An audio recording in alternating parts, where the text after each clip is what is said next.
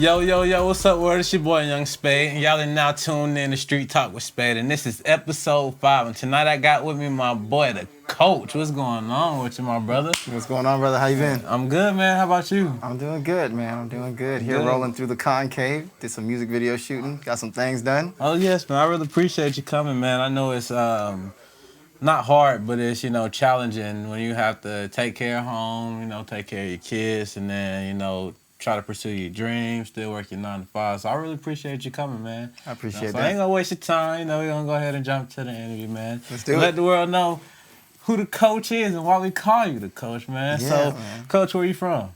Yeah, so originally born and raised Miami, Florida. Miami, Florida. Was there for my entire life until maybe 5 years ago. I moved here to ATL, so we're here in Atlanta, Georgia now. And, just been struggling, grinding, making it do ever since. That's what's up. Yeah, I've been down to Miami one time, man, and I really enjoyed it. Do you remember it? Yeah, man. Me and T went down there, man, and we performed at this show called Miami Live, man, and it was lit, man. I know Miami Live. Good. Yeah, they treated us real good, man. We had a real good time out there, like real good time. Yeah, that's a big place, big venue. It's not often that they actually have. Oh, is that the one with the live stage in it? Yeah, man. Then they got like the studio in the back. Yeah. Absolutely. I actually went on Miami Live back in the day also. For real? Yeah, and they got a live band up. playing at the same time, and they would have people like open mics, just who wants to come up and jam to this, and that band was just so high. Yeah. Trick Daddy would be in there all the time, and Trina occasionally, and a lot of the 305 heroes. So yeah. Okay, that's what's up. So what brought you to Atlanta? It's a pure faith-based move, man. If I told you I had no job, no family, no friends, we just moved up here. Me and my wife, we both thought that God was calling us to move to Georgia, so Hey, the calling was right, man, for real. she quit her job, I closed down my business, and we just moved up here with nothing. All on faith, all on Yeah, faith. man. That's good, for real, for real. So who inspired you to do music? I'm going to say my first inspiration was probably my grandfather. So I had heard stories about him. I never met him. I only met him one time in my whole life. And he's a famous trumpet player in Cuba. Oh, really? And I met him one time as I was entering middle school. And I had this little piano thing that I was tinkering with. And I would hit the key and he'd tell me what note it was. He had perfect pitch. So he just knew on key what it And then I hit was. 2 keys and he's like, is this one? And I wrote on the keys C, D, E. I was trying to figure it out. And he's there. He just tells me what the notes were. And I would play 4 and 5 keys at the same time. And it pressed me so that I would ask my dad about stories about him. And he's like, he's known all over. This is what he does for a living. He's a professional trumpet player. So I picked up the trumpet into middle school. And that led me down this journey of just musical knowledge and knowing. So you started off with playing the trumpet. I did. I played the trumpet for about 6 years. And then at the end of high school, I got into a singing band, and there was 3 of us. Shout out to Leo and Adrian. We made this singing R&B acoustic trio called Unison. And there's some pictures floating around the internet. I'll send you some. Definitely got to check those out. For real. Man. Look, the young coach. Brother had hair. With the hair. When I had With hair. The hair. Okay, what you had, like a fro? Or Oh, what you had, nah, the box? bro. I had the curls up top, boy. Oh, yeah. It's clean. Okay. It was clean. Yeah, I believe it, for real. Memories. Yeah, I can't man. even imagine myself going bald. So we did that for a couple years, and then we got label interest, and then we got signed to a label, and the label really didn't do anything. We ended up performing like 80, 90 shows a year that we booked ourselves, toured ourselves. And finally, when that finished with the label, we were like, we're not going to renew this. Right. So when y'all were out doing it on or by yourselves or whatever, did y'all have like A&Rs coming in trying to like scoop y'all up, or y'all was just like, nah, we just stay independent, do this by ourselves? How did y'all go about doing that? Yeah, at that time, yes, we had A&R interest, mainly independents and bigger independents that had like co-deals with big labels. Okay. And so we had a few. I'm going to say like, yes, 4 or 5 different ones that were coming at us at different times. And by the time our act was clean enough and good enough where we were getting regular interest all the time and we were kind of well known in Miami, we were reaching toward the end of our union together, and things were getting rough, and Oh, really? we eventually ended up parting ways. So That's a big thing being Yeah. in a group too. I mean, you gotta sacrifice a lot, and because you want, or some people want to be the head. You know what I'm saying? They don't want to be in the background, and they feel like they can't be in charge. Or that might not be the case, but Yeah, man. sometimes things like that happen when you're in a group. it's a relationship, like Yeah. marriage, like dating, like Yeah. best friends. You gotta maintain it. And best friends, brothers and sisters, we fight. You know what I'm saying? Yeah. And occasionally we'd have some pretty rough fights, and Yeah, sure. we just kind of, someone grew out of it first, and someone else grew out of it, and it was just time to move on. So after that, I was going to school, so I paid for my own school. I Okay. paid myself through community college, Miami-Dade Community College. Where'd you go to school for?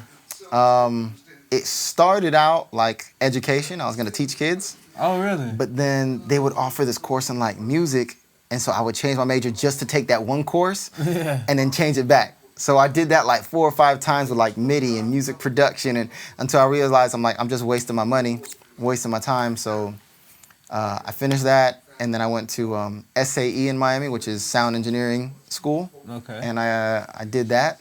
That's I got my what's up. certificate, and so I'm not just a regular producer, songwriter, but I guess there's some classical training from trumpet playing and some actual real life experience. That's what's up, man. So with your songwriting, I know that you write obviously for yourself and you write for other artists. How do you get into that creative mindset to come up with the ideas? That for different artists, because it's already hard enough for me to write for myself, you Yeah. know. But when you write for other artists, it's like it comes and I hear it, bro. Like it comes, it flows. I'm like, Coach on that? Yeah. What? That man is beautiful with the words, man. It Appreciate just it, man. poetry and it just hits you. You know what I'm saying? I really like it. Like, and the world likes it. I know it, man. So I appreciate that. Writing for other artists is like my other main passion. okay. And I attribute it to the way I grew up. So my mom's Puerto Rican. Oh. My father is Cuban, but he's Afro-Cuban. He's a black Cuban. Okay. When That's what they call them Afro-Cubans. Okay. Yeah, That's what's up. Afro-Cubano. So yeah, absolutely. And then when they split up, I was a kid, but there was definitely my father loved American R&B. He loved Mariah Carey. He loved Marvin Gaye. He loved like soul R&B. He was into the love, man. Plus- love, doctor. All kind of Caribbean, Hispanic music, right? Mm-hmm. However, when I became maybe like 12, 13, my mother hooked up with my stepfather, who he's Jamaican. And my younger brother's half Jamaican. So now I got nothing but Jamaican culture in my house. Yeah, different And cultures. Wow. Saltfish and Aki every freaking morning. How was that change up? Yo. Like, how was the change for that? Like, It was awkward, like any blended family, you know. yeah, that's a major change. But, I have a younger brother from that relationship, and I love him dearly, Ryan. And shout out to you. MC Lean, he also raps. Yeah. But it was so much different culture, and plus Miami's a melting pot.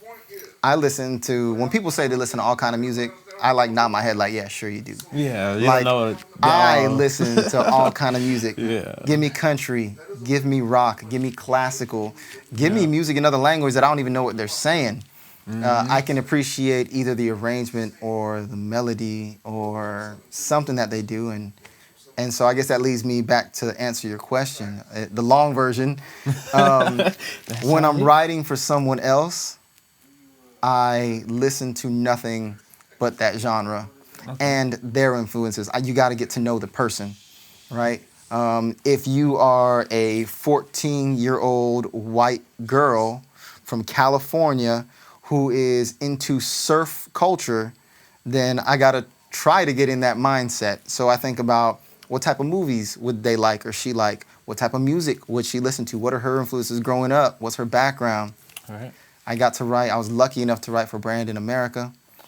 It's my brother right there. Brandon Consrick, shout Shouts out. out. Dave, yep.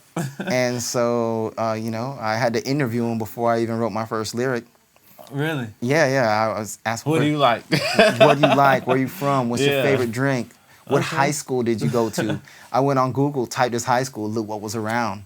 Okay, And I'm like, yeah. you know what? Research them. I did. I'm like, Yeah. okay, there's a lake around there. So if I'm 15, 16, 17 years old, what would I do on the weekends? I'm going to the lake. I'm doing this, that, and the other. Can't wait So for the weekend, man. exactly. Looking forward to it. And that's how that came up, just like that. Yeah, that's what's up, for real, for real. So, with that being said, who is your biggest influencers?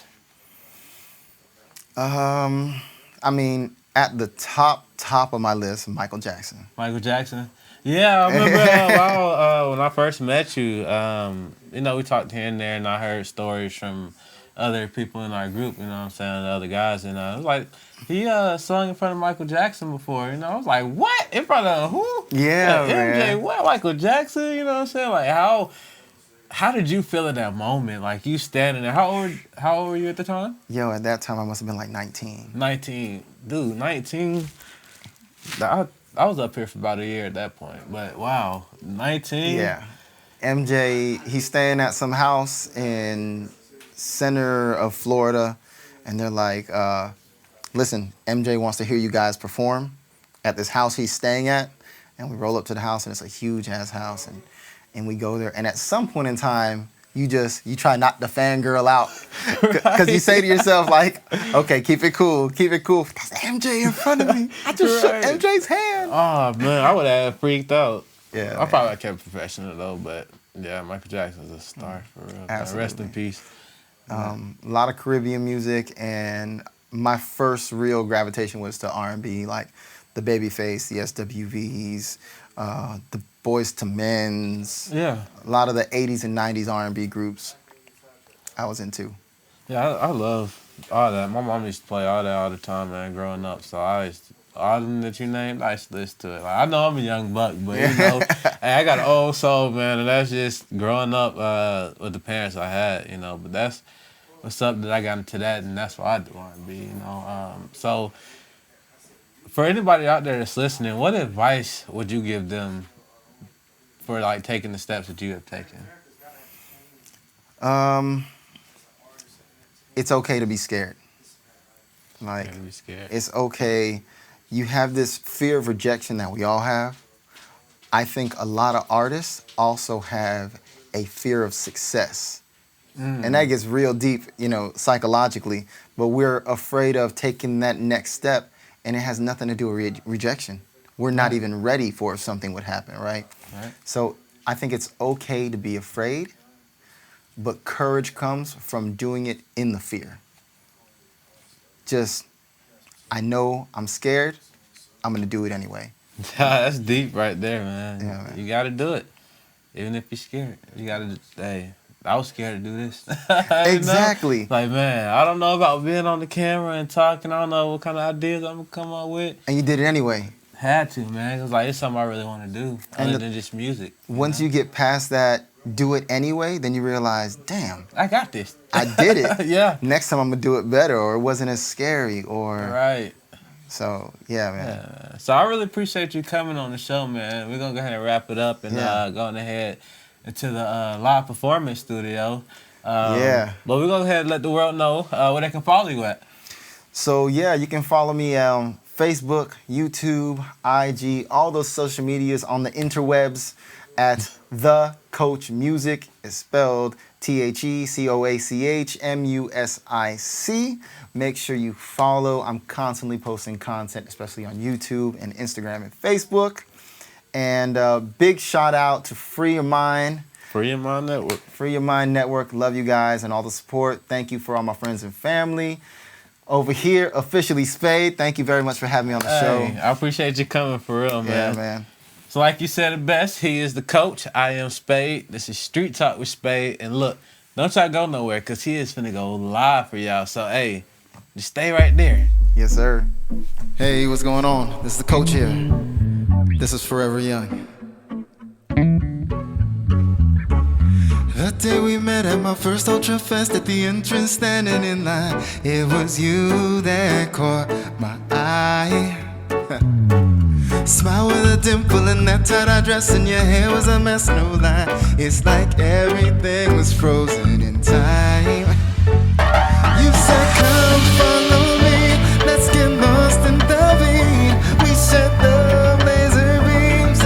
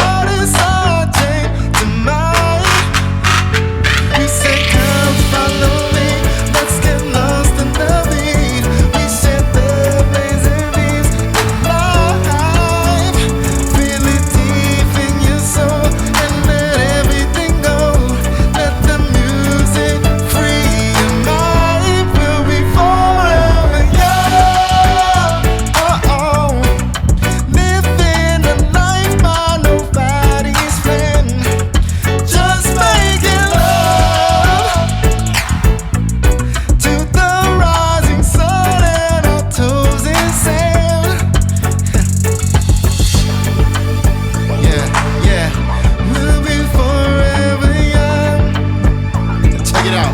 Here we go. Everyone falls in love sometime. I don't know about you, but it ain't a crime. Everyone falls in love sometime.